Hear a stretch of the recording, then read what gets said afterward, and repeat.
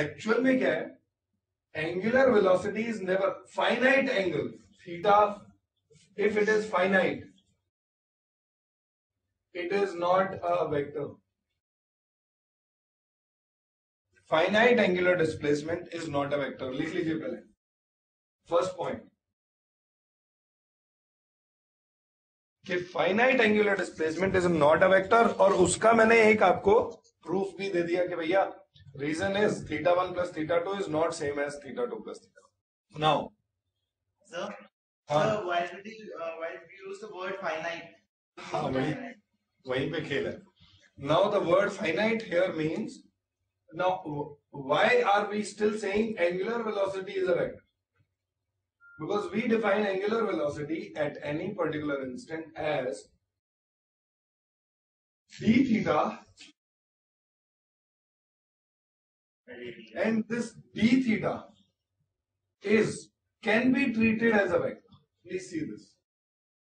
So infinitesimally small angular displacements, ध्यान दीजिएगा, are assigned a sense of direction and they are treated like vectors for the sake of understanding the rotational motion. And in case of infinitesimally small angles, d theta1 plus d theta2 is equal to d theta2 plus d theta1. समझिएगा. For small angles, we'll come to this also. इसको थोड़ा सा detail में थोड़ा सा late करेंगे. First you go home and try to dig out this thing कि finite angle को not a vector, infinitesimally small angle can be assigned a direction and it can be treated like a vector, and d theta1 plus d theta2 will be d theta2 plus d theta1, and it will behave, it can be treated like a vector. And this is a notion that we have associated with angular velocity के to get a sense of कि clockwise है या anti-clockwise है, we have assigned a direction to it and we treat it like a vector, and it follows commutative law also. Infinitesimally small angles do, finite angles don't. So please note it down. Now please see. So whenever you are talking about angular velocity, please see this. अब देखिएगा.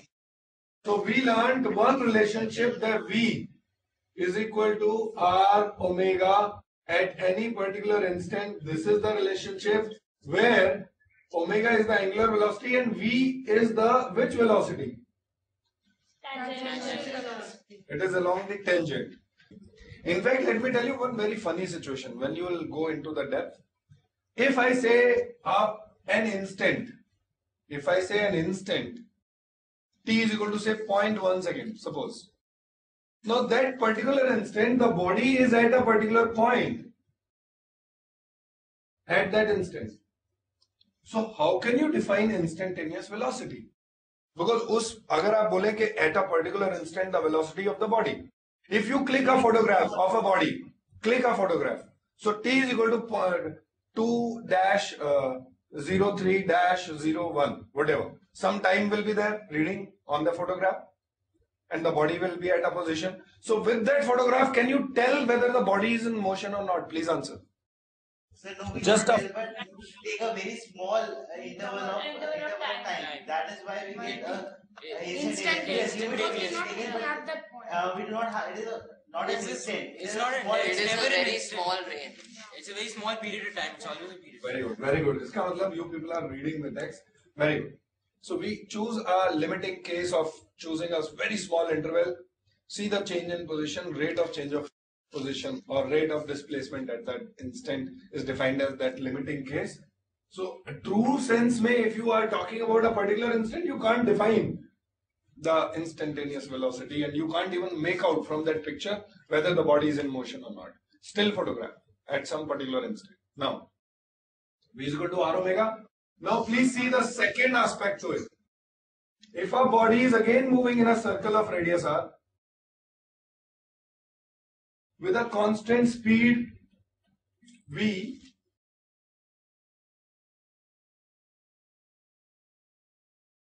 v naught, constant speed. Can you tell me, does the body have acceleration, yes or no? Yes, sir. It has. What is that acceleration? It is directly opposite to the center of the circle. And how much is Towards that? towards the center of the circle. Sorry. Yes. And how much is that? B square. It will be square upon r. And are you able to derive it comfortably? आपको समझ में आता है या थोड़ा सा tough लगता है? मेरे को नहीं आ रहा. Why towards the center? हाँ, अब वो क्लियर होना चाहिए ना. Now all of you please pay attention. We will do that derivation quickly. You can note it down later, but just pay attention. 2 minute लगेंगे क्लैरिटी से. So हम कृतिका ने बोला कि मेरे को नहीं समझ में आया वो y towards the center और इतनी क्यों, और उसको जब तक हम exactly derive ना कर लें तो हमें क्यों समझ में आएगा. ये लीजिए कृतिका, हमने क्या किया, एक बॉडी की कोई सर्टेन पोजीशन पे है, सपोज यहाँ पे, इसको मैंने डिफाइन कर लिया कि ये मेरी x एक्सेस है, सपोज x या y कुछ भी ले लेते हैं. बोलिए क्या लूं इसको? y ले लिया और इसको x ले लिया. चलिए, सो ये इनिशियल पोजीशन है कृतिका I. ठीक है, राइट. अब थोड़े से टाइम बाद इसकी पोजीशन को मैं कर देता हूं, थोड़ी सी चेंज हो गई है और यहां पे पहुंच गई है, और ये dt टाइम में हुआ है, बहुत कम टाइम में हुआ है. तो ये जो एंगल होगा ये भी बहुत थोड़ा एंगल होगा या नहीं? d theta. Kritika, you keep answering. Is dt tending to 0? Yes, sir. Is d theta tending to 0? Yes, sir. D theta. Now, so this is say the final position. हम उस instant पे we are defining the acceleration. How will we define? The limiting case of change of velocity per unit time at that instant. Are you clear? Now, so change in velocity, Kritika, this is the final point. So this is the final velocity. Now, can you tell me how do I define? So this is the initial velocity. This is the final velocity. Can you tell me initial velocity can be written in terms of I cap, J cap? बोलिए क्या लिखेंगे आप? Sir. Initial velocity here. Yeah, sir. V cos theta. नहीं बच्चे, it is in the y direction. तो I cap, J cap में लिखना है बस. V J cap. बस simple. V not J cap. Simple. So initial velocity can be written as 0 I cap. I cap में कोई direction में कोई component नहीं है. Plus V naught J cap. Kritika ये समझ में आ रहा है? Initial velocity can be written like this. इस point पे जो है. Yes, Am I right? Yes, sir. Final velocity को Kritika can you tell me. अच्छा, एक प्रॉपर्टी सीख लीजिए सब लोग क्विकली. अगर ये कोई सर्कल है और ये 2 रेडियस है और यहां पे एक टेंजेंट है और यहां पे भी एक टेंजेंट है, तो ये जो टेंजेंट्स होंगी, can you tell me radius और टेंजेंट के बीच में एंगल क्या होता है? 90 degrees. और यहां भी क्या होगा? 90 degrees. अगर मैं मान लू इसको थीटा, तो ये एंगल कितना होगा, कोई बताएगा? भाई क्वाड्रिलेटरल का sum has to be 360, so 180 minus theta, ये एंगल हो गया. अगर ये 180 माइनस थीटा है तो ये एंगल कितना है? सो अगर कभी भी 2 रेडियस के बीच का एंगल है थीटा, तो उन दोनों के जो टेंजेंट्स हैं, उन टेंजेंट्स के बीच का एंगल भी क्या है? ये सबको दिमाग में समझ में आ गया? Yes, Yes, sir. sir. बस इसको मैं यूज करने वाला हूं. तो Kritika, you only tell me what is this. ये जो वेलोसिटी है ये y एक्सिस से कितना एंगल बना रही है बच्चे? ये एंगल कितना है? D theta. Yes, very good. ये d थीटा है. तो now can you tell me v naught का इस वेलोसिटी का इस डायरेक्शन में क्या कंपोनेंट होगा? Sir. This angle is d theta. D cos theta. Yes, v not d cos d theta. cos d theta, d cos theta नहीं, cos d theta. और इसके परपेंडिकुलर डायरेक्शन में, इस डायरेक्शन में कितना होगा? Sir, V not D sin theta. नहीं, Sin sin D theta. Sorry. इधर v नॉट का कंपोनेंट कितना? Fast. Sir, V not cos D theta. और इधर V not sin D theta. Very good. अब आप मुझे आई कैप जे कैप में बताइए फाइनल वेलोसिटी को मैं क्या लिख सकता हूँ? Sir, V not cos D theta J cap. Yes. V not sin D theta I cap. So minus. तो minus v naught sine d theta i cap and plus v naught sine, sorry, cos d theta j cap. Yes, ये initial velocity है और ये final velocity है. मैंने बस उसको लिखा है आई कैप जे कैप में. सब लोग लिख लीजिए, सब लोग लिख लीजिए यहां तक. इसके आगे तो कुछ रह ही नहीं गया. बस अभी थोड़ी देर में कृतिका आपका आंसर आ जाएगा. तो चेंज इन वेलोसिटी कैसे अब हमारी एक्सेलरेशन की डेफिनेशन क्या है किसी भी इंस्टेंट पे? How do we define acceleration? By change in velocity upon time taken. Yes, or instantaneous acceleration will be delta t tends to 0. वही करेंगे हम. तो it will become dv by dt. So change in velocity upon time taken, वो मैं कर देता हूँ basic definition से. तो change in velocity will be final velocity minus initial velocity. Yes or no? Yes. तो final minus initial कर लेता हूँ. So final minus initial will equal to minus v naught sin d theta I cap and this minus this, so plus v naught cos d theta minus v j cap. Yes, j cap common ले लिया. तो ये जो है ये हो गई change in velocity delta v and divided by क्या कर दूं? हाँ, ये तो dv हो गई divided by dt on both sides. तो ये चीज क्या हो जाएगी? नहीं नहीं नहीं नहीं, टेंजेंशियल नहीं, टेंजेंशियल नहीं, टोटल एक्सेलरेशन.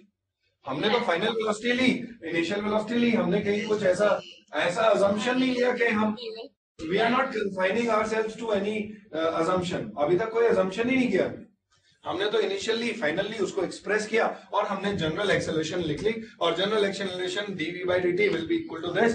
अब एक चीज देखिएगा, अब if d theta tends to 0, can anyone tell me, can I write sin d theta as d theta only? Yes, sir. And cos Yes. d theta as well. तो और cos d theta is 1, d theta tending to 0 पे वो मैं कर लेता हूं और इसको देखते हैं क्या आ गया. तो ये आ गया is equal to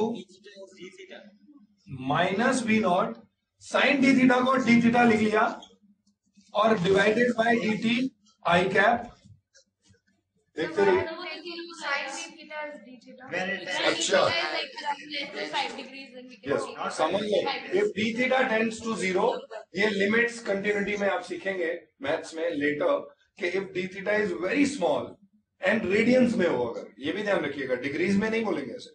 If d theta is expressed in radians, then sin d theta is nearly equal to tan d theta is nearly equal to d theta itself. But ये ध्यान रखिएगा, d theta must be in and d theta must be in radians. Radians में होना जरूरी है. So then sin d theta is same as d theta. And cos d theta will be cos 0 कितना होता है? 1. तो ये हो जाएगा v naught minus v naught. वो कितना हो गया? 0 j कैप. खत्म. तो ये टर्म बच गई. तो कृतिका आप यहां तक आ चुकी हैं. Acceleration is this. अब tell me what is d theta by dt. Kritika, what is d theta by dt? angular velocity omega. तो मैं इसको लिख देता हूं, this is equal to minus v naught into omega i cap. Now Kritika, ये तो एक मैग्नीट्यूड हो गई. कैन यू टेल मी इस एक्सेलरेशन की डायरेक्शन क्या आई है? आप मुझे बताइए जरा. towards negative x और वो टुवर्ड्स क्या है? center. तो प्रूव हो गया ना कि टुवर्ड्स द सेंटर है. और ये मैग्नीट्यूड जो है इसको अब लिख लीजिए सब लोग कि this will be acceleration will be equal to minus v naught omega. एक तरीका हो गया लिखने का आई कैप. दूसरा तरीका है हाँ Or omega square r. v can be written as r omega, so it can be written as r omega square I cap, or you can also write it as v square upon r. Towards this हुआ. अच्छा क्या वो So इसको v is equal to r omega है ना, तो हम substitute करके हमने इन तीन फॉर्म्स में लिख लिया है. तो प्लीज रिमेंबर इट नाउ कि acceleration at any instant when the body is doing uniform circular motion is given by this, और उसका पूरा डेरिवेशन आपको बता दिया. कृतिका समझ में आया? Yes, sir. और डायरेक्शन क्या आई उस एक्सेलरेशन की उस इंस्टेंट पे? Sir, towards the center. Of the circle. बस. अब हम आगे चल रहे हैं. अब मैं इसे रब कर रहा हूं. ध्रुव आया समझ में? Yes, sir.